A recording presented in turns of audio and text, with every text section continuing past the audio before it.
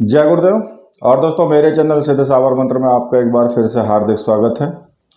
और देखिए, आज की वीडियो आपके लिए बहुत स्पेशल और ख़ास होने वाली है, क्योंकि इस वीडियो में आपको मैं बताऊंगा कि तपोबल को कैसे बढ़ा सकते हैं आप। क्योंकि बहुत सारे लोगों ने क्वेश्चन किया है ये कि जी हम साधना करते हैं लेकिन हमें सफलता नहीं मिल पाती, तो अपने तपोबल को हम कैसे बढ़ाएं, क्या करें हम ऐसा कि जो हमारा तपोबल बढ़ जाए, और गृहस्थ जीवन में रह करके कैसे तपोबल बढ़ाया जा सकता है, ये आज आपको मैं पूरा विस्तार से बताऊंगा। लेकिन एक थोड़ा सा वक्त, मुझे 2 मिनट का और टाइम चाहिए, क्योंकि मैंने कल एक वीडियो डाला था सूर्य ग्रहण के ऊपर। क्योंकि जो वीडियो मैंने डाला है वो वीडियो 25 अक्टूबर 2022 को जो सूर्य ग्रहण था, उस सूर्य ग्रहण के समय मैंने उस वीडियो को बनाया था। लेकिन मेरे पास टाइम ना होने की वजह से मैंने क्या किया कि सूर्य ग्रहण के ऊपर साधना दे देता हूँ या उसके बारे में कुछ बता देता हूँ, तो मैंने उसी वीडियो को कॉपी करके और दोबारा से मैंने उसको डाल दिया। अब उसमें टाइम तो वही बोला है जो 25 अक्टूबर 2022 का है, लेकिन ग्रहण है 20 अप्रैल का। जो अभी 20 अप्रैल आने वाली है उसका ग्रहण है सूर्य ग्रहण। जबकि वो सूर्य ग्रहण यहाँ पर दिखाई नहीं देगा, हिंदुस्तान में बाहर दिखाई देगा। खैर, वो तो मैंने डाल दिया। लेकिन कहते हैं ना कि भाई एक काम ऐसा गुरुदेव ने ऐसा करवाया है मुझसे कि अपने पराई की और अच्छे बुरे की पहचान हो जाए। तो यहाँ पर मैंने जैसे ही वो वीडियो अपलोड किया, तो उसमें जो छुपे हुए कीड़े होते हैं ना, जो शरीर में, कहते हैं ना कि जो शरीर में छुपे हुए कीड़े होते हैं, तो जैसे ही तुमने एक दवा ली कुछ ऐसी, तो कीड़े बाहर निकल करके भागना शुरू हुए। ऐसे ही यहाँ पर कमेंट करने वाले और कुछ व्हाट्सएप पर मुझसे बहुत बहुत जानकारियाँ लेने वाले, जबकि उनके मन के अंदर, उनके दिल के अंदर एक बहुत बड़ा अंदर से एक अविश्वास है। और कहने का मतलब ये समझिए कि वो घृणित व्यक्ति हैं, कि जो बुरा सोचते हैं किसी दूसरे के बारे में, तो वो निकल करके सामने आने लगे। उन्होंने फटाफट अपने अपने कमेंट चालू कर दिए। तो मुझसे गुरुदेव ने ये बहुत अच्छा कार्य करवाया है। उन्होंने ऑटोमेटिक ही मुझसे ये कार्य करवा दिया, जबकि ऐसी कोई मेरी मंशा नहीं थी। लेकिन उन्होंने तो मुझे भी ज्ञान नहीं होने दिया इस चीज़ का, और उन्होंने वीडियो वो यूट्यूब पर पटकवा दी मुझसे। और लास्ट में मुझे जब निकल करके वो कीड़े जो है ना, कि जो नुकसान पहुंचाने वाले कीड़े हैं, वो निकल करके बाहर आना शुरू हो गए। अब जब वो बाहर आना शुरू हो गए तो मुझे पता लग गया कि ये व्यक्ति बहुत अंदर से घृणित सोच वाला है। सोच इंसानों की पता लग गई।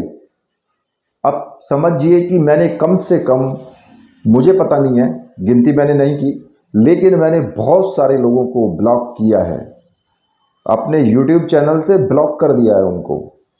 क्योंकि जो लोग बहुत मीठा बन करके और मेरे सामने ऐसे प्रस्तुत हो रहे थे, और लास्ट में पता लगा कि ये तो आस्तीन के सांप हैं, उनको फटाफट ब्लॉक करता चला गया मैं। क्योंकि मैं सोचता नहीं हूँ कि मेरी वीडियो चलेगी तभी मुझे कुछ पैसा मिलेगा। ये वो कहने वाले तो दुनिया भर की बातें कहते हैं कि जी आपने तो ये वीडियो डाल दी, तो कौन सा ग्रहण है आपको पता ही नहीं है कुछ, आपको ये नहीं है कुछ। अरे पता तो मुझे सब कुछ है, लेकिन गुरुदेव ने तो करवा दिया ना मुझसे कि देख ले, निकल के आने दे इनको बाहर, ऐसे आस्तीन के सांपों को।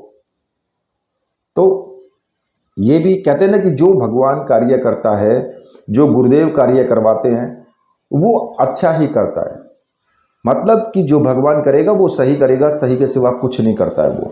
ये आप अपने दिमाग में गांठ बांध लेना। हम लोग बुराई दे सकते हैं भगवान को कि भगवान ने ऐसा करवा दिया, लेकिन गलत नहीं करवाया उसने, वो सही करता है। खैर, ये बात तो हुई। लेकिन मैंने, आप और बहुत से कुछ लोग ऐसे हैं जो सभ्य सज्जन थे, उन्होंने उस बात पर ध्यान नहीं दिया कि 25 तारीख का इन्होंने बताया है, जबकि ग्रहण तो 20 तारीख का है। लेकिन उन्होंने उस टॉपिक पर ध्यान दिया कि ग्रहण में क्या होने। अरे भाई, ग्रहण 25 का हो या 20 का हो या 2022 का हो या 2028 का हो, ग्रहण तो ग्रहण ही है ना। जो एक ग्रहण में कार्य किया जा सकता है या जो एक ग्रहण में मंत्र साधनाएं की जा सकती हैं वो दूसरे ग्रहण में भी उसी तरीके से की जाएंगी। उसमें कोई अलग से नियम थोड़ी ना निकल जाएगा। भाई जो ग्रहण में तो एक बार जो नियम है वो इस सब में लागू होगा, लेकिन उनकी सोच और जो भी उनके अंदर पाप भरा हुआ है वो निकल करके वैसे व्यक्ति सामने आ गए, अपने आप ही निकल करके बाहर निकलने लगे वो कीड़े, और इन कीड़ों को फिर मुझे फन कुचलना पड़ा। खैर वो तो बात रही एक साइड, मैंने जो बताना था वो बता दिया। अब बात आती है तपोबल बढ़ाने की। देखिए बहुत सारे लोगों ने मुझसे कहा है कि गुरुजी कुछ ऐसा बताइए कि जिससे हम तपोबल अपना बढ़ा सकें, कुछ ऐसा कर सके जिससे तपोबल बढ़ जाए। हम गृहस्थ जीवन में रहते हैं और गृहस्थ जीवन में रहकर भी हम तपोबल अपना बढ़ाएं तो कैसे बढ़ाएं, बिना साधना किए भी हम तपोबल बढ़ा सकते हैं। तो देखिए ये जो जीवन है भगवान ने दिया है, पता नहीं कितने जीवन हमने पहले भी लिए होंगे, उन जीवनों में भी हमने पाप और पुण्य सभी तरह का कार्य किया है, और अब इस जीवन में भी हम जो है पाप और पुण्य सब तरह का कार्य करते हैं। लेकिन पुण्य तो हमारे बहुत कम होते हैं, पाप ही ज़्यादा होते हैं, क्योंकि ये कलयुग चल रहा है। इस कलयुग में पाप ज़्यादा हैं, पुण्य बहुत कम है। अब हमें ऐसा क्या करना चाहिए, तो मैं आपको बताता हूँ कि हमें कुछ ऐसे कार्य अपने जीवन में बना लेने चाहिए कि जिससे कि ऑटोमेटिक ही हमारा तपोबल बढ़ता हुआ चला जाता है।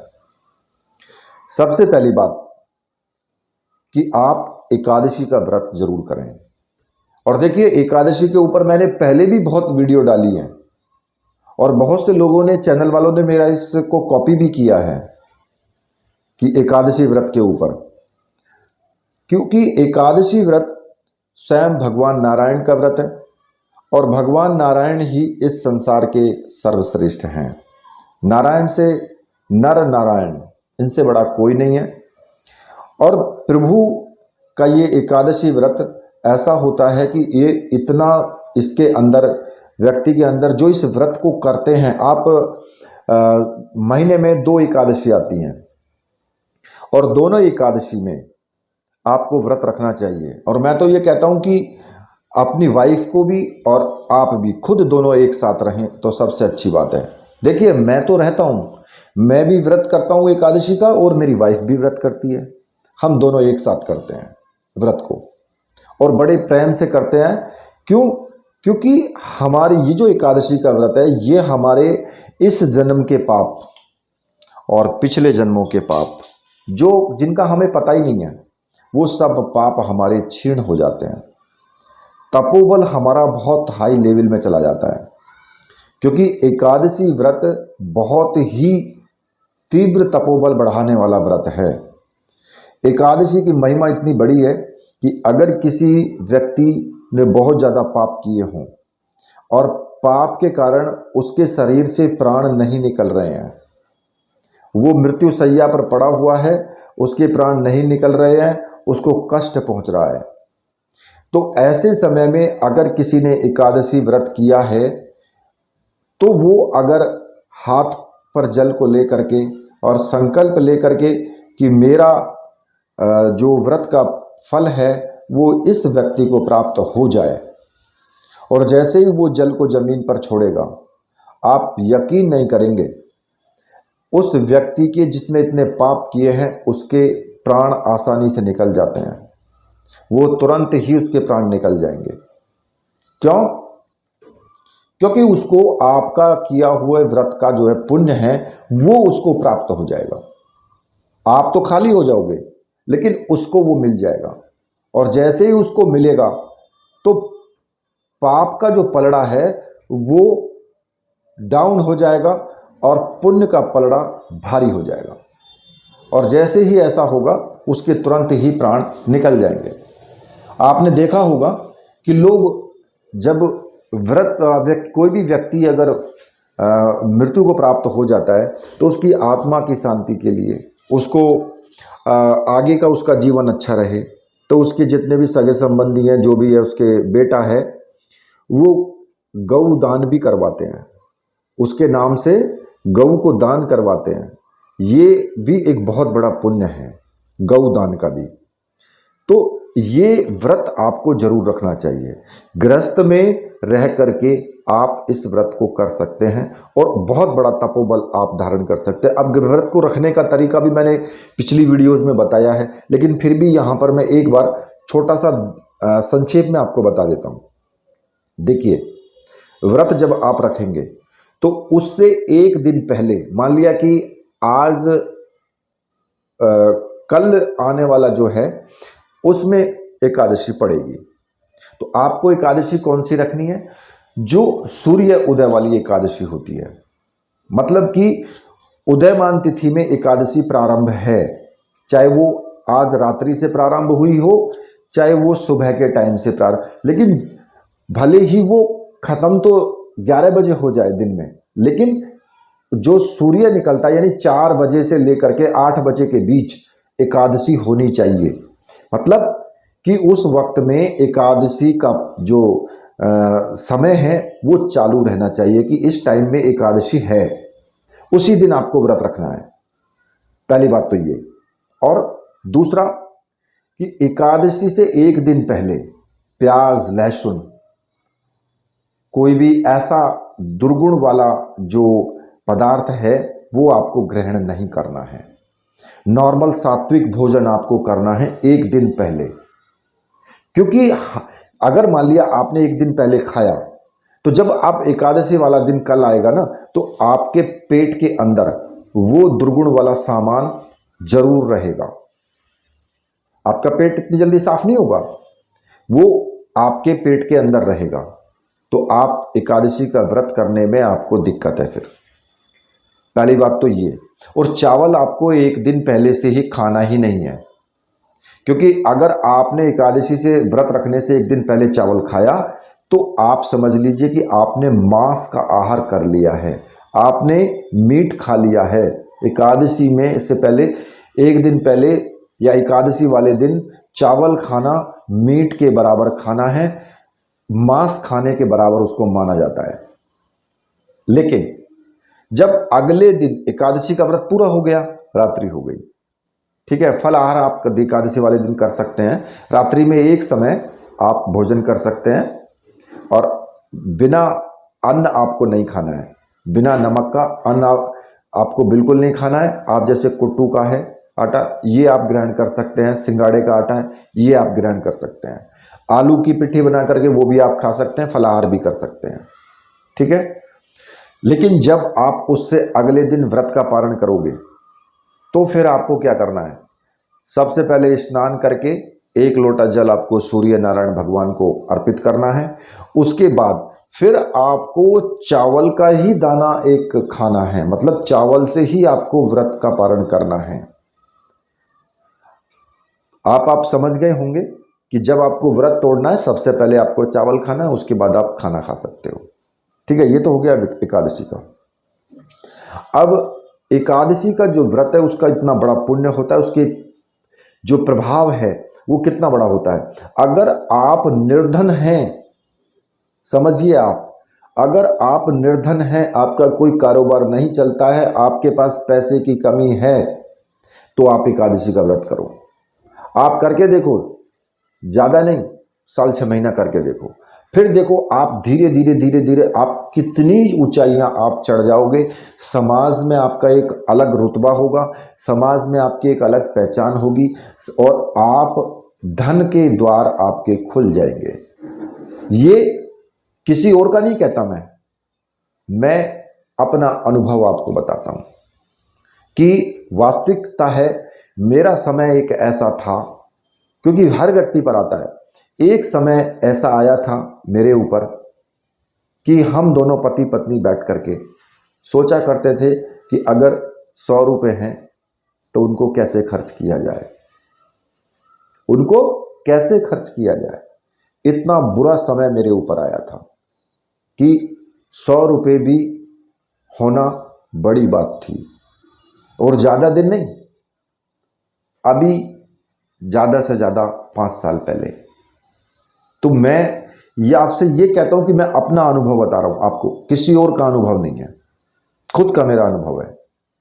अब दूसरी बात, ये तो हो गई एकादशी व्रत की। और एकादशी व्रत करने से इस जन्म के तो पाप आपके क्षीण होते ही हैं, इस जन्म के तो पाप आपके कटते ही हैं, पिछले जन्मों के भी आपके पाप खत्म होते हैं, जिनको आपको पता ही नहीं है, अनुमान ही नहीं है, लेकिन उनका दंड आपको इस जीवन में मिल रहा है, तो वो पाप भी आपके खत्म होते हैं। क्योंकि देखिए, जाने अनजाने में हम कोई ना कोई पाप करते ही हैं। कैसे कि कोई राजनेता का काम है, किसी का दुकानदारी का काम है, किसी का कुछ काम है, किसी का कुछ काम है, लेकिन हमें अपने जीवन में हमेशा सत्य की राह पर चलना चाहिए, हमेशा यम नियम के सिद्धांत का पालन करना चाहिए।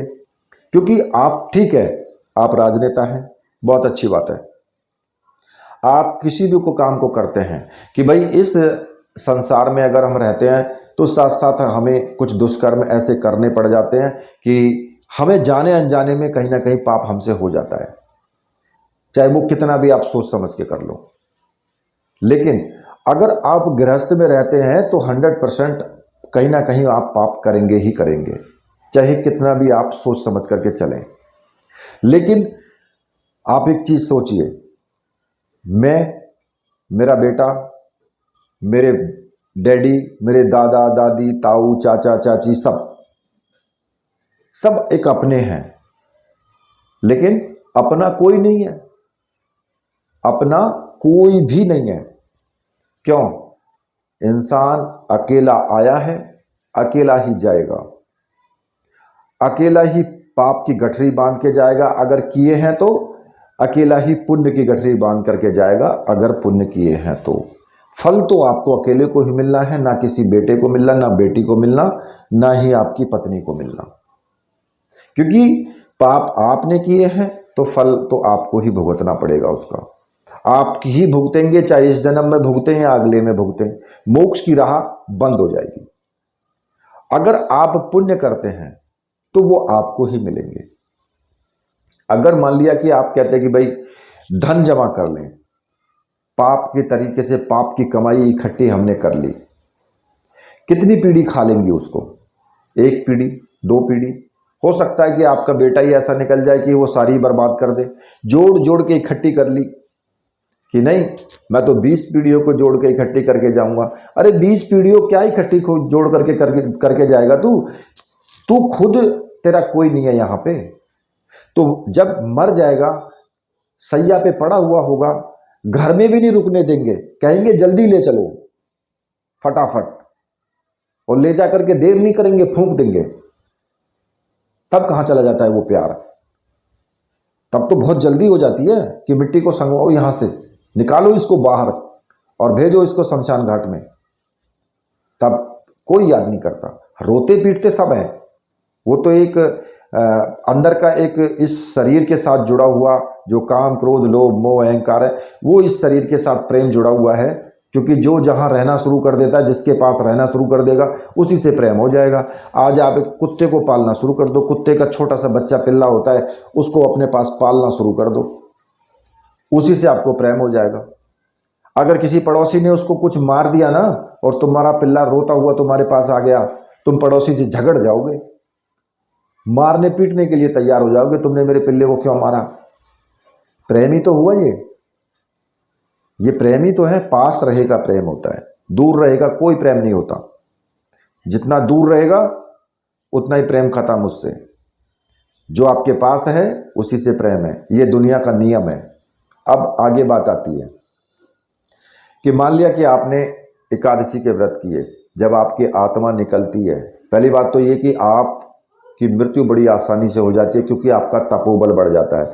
आप कोई भी साधना करते हो, उस साधना में आपको सफलता प्राप्त होती है। क्यों? क्योंकि आपके आचरण अच्छे हैं, आपको अनुभव अच्छे मिलते हैं, देवता आपकी तरफ आकर्षित होते हैं। क्यों? क्योंकि आपके आचरण अच्छे हैं। भाई अच्छे व्यक्तियों के पास ही तो देवता आते हैं, बुरे व्यक्ति से तो वो भी दूर रहता है। वो भी कह देंगे अरे किसके पास जा रहे हो, ये तो बहुत निकम्मा आदमी है, बहुत नालायक आदमी है, बहुत बेकार आदमी है, इसके तो आचरण ही अच्छे नहीं है। एक अगर चोर डाकू है, एक व्यक्ति ऐसा है कि जो दुनिया को लूट करके खाता है, आप उसके पास जाओगे? नहीं जाओगे। क्यों? घर बैठे ही कह दोगे अरे वो तो बहुत बेकार आदमी है, क्या जाना उसके पास। कह दोगे ना, जब तुम कह दोगे तो वो तो भाई परमात्मा है, वो तो शक्तियां हैं। चाहे आप भगवान शिव की पूजा करते हो, चाहे आप विष्णु भगवान की करो, देवी देवता किसी की भी करो, शेरावाली की करो, महाविद्याओं की करो, हनुमान जी की करो, गणेश भगवान की पूजा करो, पूजा किसी की भी करो, उससे कोई मतलब नहीं है। लेकिन एकादशी व्रत हर कोई कर सकता है, ऐसा नहीं है कि कोई व्यक्ति नहीं कर सकता। चाहे वो हिंदू हो, मुस्लिम हो, सिख हो, ईसाई हो, कोई भी हो, वो कोई भी कर सकता है। भाई परमात्मा को तो वो भी मानते हैं, ऐसा तो नहीं है कि वो नहीं मानते, वो भी मानते हैं। तो इसलिए इस व्रत को हर कोई कर सकता है, और जो इस व्रत को करेगा उसका तपोबल तो ऑटोमेटिक बढ़ेगा ही बढ़ेगा, क्योंकि जिसके ऊपर उस परमात्मा की कृपा हो जाएगी ना, तो दूसरी शक्तियां तो सब उसकी कहते हैं ना कि उसके चेला चपाटी ये सब हैं, तो फिर दूसरे कहाँ जाएंगे? दूसरे तो अपने आप ही आपके ऊपर झुक जाएंगे आकर के। अगर मान लिया आप अप्सरा साधना, यक्षिणी साधना, ये वो दुनिया भर की साधनाएं आप करते हो, आपको अनुभव नहीं हो रहे हैं, एकादशी व्रत शुरू करो, देखो फिर कैसे अनुभव नहीं आते, दौड़े दौड़े आएंगे आपके पास। क्यों? क्योंकि उन्हें पता लगेगा कि हाँ ये व्यक्ति बहुत अच्छा आदमी है, ये व्यक्ति हमारी कद्र करेगा, हमें समझेगा, हमसे गलत काम नहीं करवाएगा, तो वो आपके पास आने के लिए तरसेंगे। और अगर उनको रहेगा कि ये तो बहुत खराब व्यक्ति है, ये तो हम अगर इसके उसमें आ गए, हम चंगुल में फंस गए, इसने हमारी साधना कर ली, तो ये तो हमसे बहुत बुरे बुरे काम करवा देगा, लोगों को बहुत परेशान करवा देगा हमसे, और हमें करना पड़ेगा क्योंकि हम इसके बंधन में बंध जाएंगे। तो वो बंधन में ही नहीं आएंगे, वो आपको ऐसी ऐसी चीजें आपसे करवा देंगे कि साधनात्मक रूप से कि वो आपके आ ही नहीं सकते आपके पास में, तो इसलिए साधना सिद्धि नहीं होगी। सबसे बड़ी बात यही है कि तपोबल को मैंने पहले भी आपको बोला है कि तपोबल बढ़ा हुआ होना चाहिए। तपोबल एक आचरण जो है व्यक्ति का, वो आचरण शुद्ध होना चाहिए। अब मैंने क्या किया कि अगर आप यम नियम के सिद्धांत का पालन करते हो, अब यम नियम के सिद्धांत तो क्या है कि आप कोई भी बुरी चीज आप ना खाएं, जैसे कि शराब है, मांस, मछली, और आपका जितने भी ये नशे के पदार्थ हैं, इन सब से दूर रहें। अगर आप एकादशी का व्रत करते हैं, आप शुद्ध आचरण में हैं, तो इन चीजों से को आपको अवॉइड करना पड़ेगा तब, क्योंकि जैसा किया खाया अन्न वैसा हुआ मन। जैसा आप भोजन करोगे वैसा ही आपका मन हो जाएगा, वैसी ही आपकी प्रवृत्ति हो जाएगी। और जब प्रवृत्ति खराब हो जाएगी तो भैया फिर कहाँ का तपोबल रह गया, कहाँ का शुद्ध आचरण रह गया? तो शुद्ध भोजन करोगे तो शुद्ध विचार आएंगे अंदर से। अब मान लिया कि मैंने कहा कि भाई यम नियम के सिद्धांत का पालन करो। यम नियम के सिद्धांत का पालन क्या होता है? किसी भी व्यक्ति के साथ बुरा मत करो, क्योंकि बुरा करोगे तो उसका दिल दुखेगा, दिल दुखेगा वो आपको बद्दुआएं देगा, तो आपको पाप लगेगा। किसी भी व्यक्ति के साथ में चोरी उसकी मत करो, उसको किसी भी तरीके से नुकसान मत पहुंचाओ, किसी को मारो मत, किसी को पीटो मत, किसी को मतलब कि किसी के साथ में कैसा भी आप गलत व्यवहार ना करें। क्यों? अगर आपने कुछ गलत किया किसी भी व्यक्ति के साथ, वो उस व्यक्ति का दिल दुखेगा और वो आपको बद्दुआएं देगा, और बद्दुआएं देगा तो भाई श्राप तो श्राप ही है, चलेगा वो तो प्रभु उस चीज को सबको देख रहे हैं, एक एक व्यक्ति का लेखा जोखा उनके पास है। अब आप कहें जी यम नियम के सिद्धांत में तो आपका ये भी आता है ब्रह्मचर्य व्रत, तो हम तो गृहस्थी व्यक्ति हैं।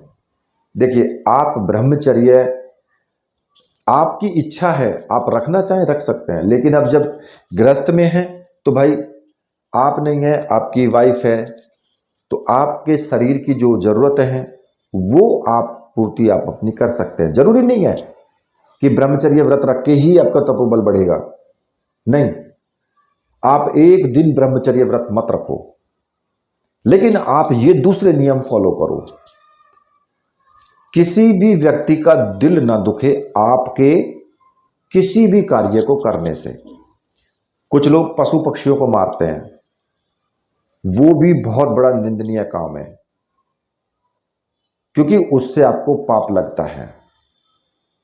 और दूसरा, किसी व्यक्ति के साथ आप कैसा भी कार्य करें, छल करें, उसके साथ चोरी करें, छीना झपटी करें या किसी भी तरीके से उसका दिल दुखाएं, तो उससे भी आपको पाप लगता है, आपके आचरण खराब होते हैं। और अगर आप ये सोच लें कि मेरे किसी कार्य करने से किसी व्यक्ति का दिल ना दुखे, केवल एक इस बात का ध्यान रखें, तो आपके सारे जितने भी कार्य हैं सभी उसी में आ जाएंगे। आपका आचरण आप ऑटोमेटिक शुद्ध हो जाएगा। विचार आपके शुद्ध होने चाहिए, आचरण आपका शुद्ध होना चाहिए, भोजन आपका शुद्ध होना चाहिए, तपोबल अपने आप बढ़ जाएगा। किसी को कहने की आवश्यकता नहीं है। और आप इन चीजों को फॉलो करके और फिर साधना करो। देखते हैं भला कैसे साधना सिद्ध नहीं होती या फिर कैसे अनुभव नहीं आते। बहुत से लोग बोलते हैं जी मैंने साधना इतनी कर ली, इतने दिन कर ली, मुझे अनुभव ही नहीं आए, मुझे अनुभव ही नहीं मिले। अरे अनुभव का घंटा मिलेंगे, आचरण तो तुम्हारे खराब चल रहे हैं, तो अनुभव कहां से आएंगे? देवी देवता जानते नहीं क्या इस बात को? आप ही तो नहीं ये समझ रहे हो ना, क्योंकि आपके अंदर वो पवित्रता ही नहीं है। अब दूसरा मैं आपको एक और उपाय बताता हूं। सबसे बड़ा, भूखे को भोजन खिलाना। अब आपको भूखे ऐसे भी मिल जाएंगे कि जो आपसे भूखो कह करके पैसे तो ले जाएंगे कि जी मैं बहुत भूखा हूं, 10 रुपये दे दो, 20 रुपये दे दो, 100 रुपये दे दो, मुझे भोजन करना है। आपने उसको पैसे दे दिए, बाद में पता लगा पैसे इकट्ठे करके ऐसे 10 जगह से, और वो शराब पी रहा है, वो तो जा करके बोतल खरीद ली उसने। तो क्या है ऐसे भूखे का? क्योंकि कलयुग है। यहां भी आपको सोचना है कि आप दान करें तो ऐसे व्यक्ति को करें जो उसका सदुपयोग करे। अब इससे हट करके मान लिया कि आपके पास में पैसे की कमी है, आपका कारोबार नहीं चल रहा है, तो आप एक काम करें, इससे भी तपोबल बढ़ता है। रोज सुबह के टाइम जो चींटियां होती हैं, चींटियों के बिल जो होते हैं, जंगल में होते हैं, कई जगह सड़क पे ही आपको मिल जाएंगे, कहीं भी चींटियां निकल आती हैं। वहां आप जा करके और आटा थोड़ा सा भून लें, उसको आटे को, और उसमें थोड़ी बूरा मिला लें, और उन चींटियों के बिलों पर जा करके और उनके ऊपर बिल के पास में वहां आप डाल दें। चींटियां, उन बहुत सारी चींटियां होती हैं, वो निकलेंगी, उनको खाएंगी। अब जीव तो वो भी है। अब ये उपाय उनके लिए है जो ज्यादा मतलब भोजन नहीं करवा सकते किसी को। भाई आपकी पावर ही नहीं है इतनी, आपके पास इतना पैसा ही नहीं है कि आप यहां 100 आदमियों को भोजन करवाओ या भंडारे चलवाओ। तो आप ऐसा कर सकते हैं कि थोड़ा सा आटा ले ले, थोड़ी सी बूरा ले ले, मिला करके, और पुण्य तो आपको उसका भी उतना ही मिलेगा, क्योंकि वहां तो हजारों चींटियां खाती हैं और जीव तो वो भी है। तो इसलिए आप वहां करें। और ये भी मेरा खुद का अनुभव है, ये भी मेरा खुद का अनुभव है, मैंने किया है ये। आप महीने 2 महीने लगातार आप करके देखो, और फिर देखो आप अपनी दिन दूनी रात चौगनी अपनी तरक्की। फिर क्योंकि वो परमात्मा देख रहा है कि ये कर्म कौन सा कर रहा है। चींटियां तो खा रही हैं, लेकिन वो परमात्मा देख रहा है। जब वो देखता है तो वो अपने आप फल देता है, वो आपके पापों को नष्ट करता है कि ये इतना पुण्य का काम कर रहा है, चींटियों को भोजन करवा रहा है। आप हजारों व्यक्तियों को, लाखों व्यक्तियों को भोजन नहीं करवा सकते, लेकिन लाखों चींटियों को जरूर करवा सकते हो। तो इसलिए जाकर के रोज अपना नियम बनाओ, उस पर डालो, और फिर देखो आपको तपोबल कैसे नहीं बढ़ता। जब आप चींटियों पे भी दया करनी शुरू कर दोगे ना, तो फिर आपका मन तो स्वयं ही निर्मल हो जाएगा, शुद्ध हो जाएगा।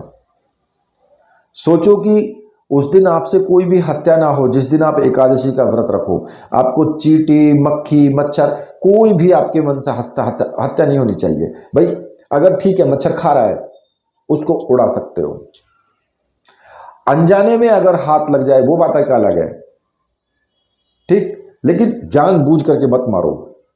कोई भी कीड़ा है, कोई भी कीड़ा है, घर में भी है, जानबूझ के मत मारो अगर एकादशी के व्रत में हो तो। इसी प्रकार से जब आप एकादशी चींटियों को आप जब वहां पर जाकर के चींटियों को भोजन करवाओगे ना, तो कितनी लाखों चींटियां खाती हैं। अरे आपको तो इतना पुण्य मिलेगा जिसकी कोई लिमिट नहीं है। करके तो देखो एक बार, फिर आप मुझे बताना। तो ये कुछ ऐसे नियम होते हैं जिनसे हमारा तपोबल बढ़ता है।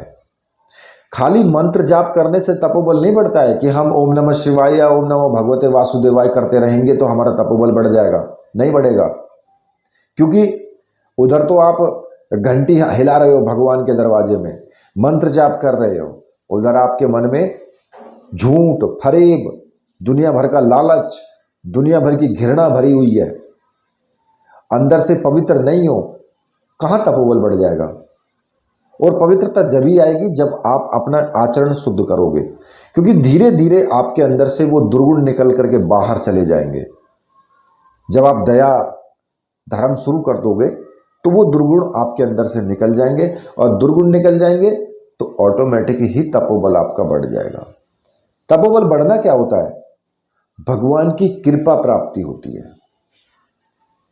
तपोबल कोई ऐसी चीज नहीं है कि पकड़ लिया, उठा लिया और धर लिया जेब में।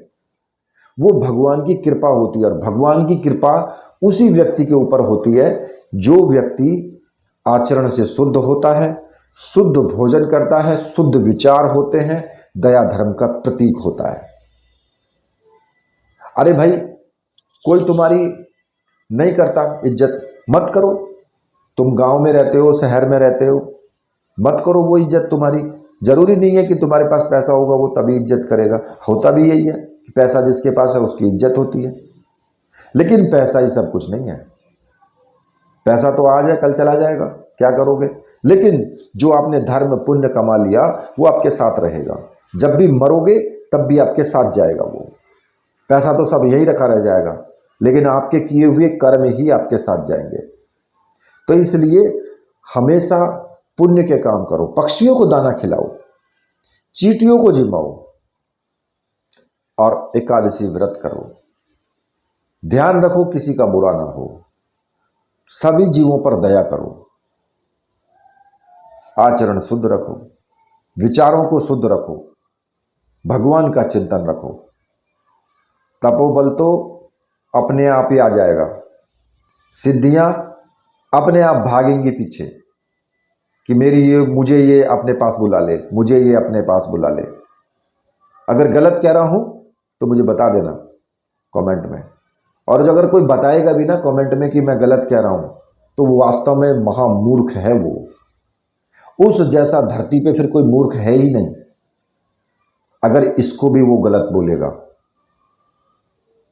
वो पशु के समान है इस जमीन पे, जिसे कोई ज्ञान नहीं है।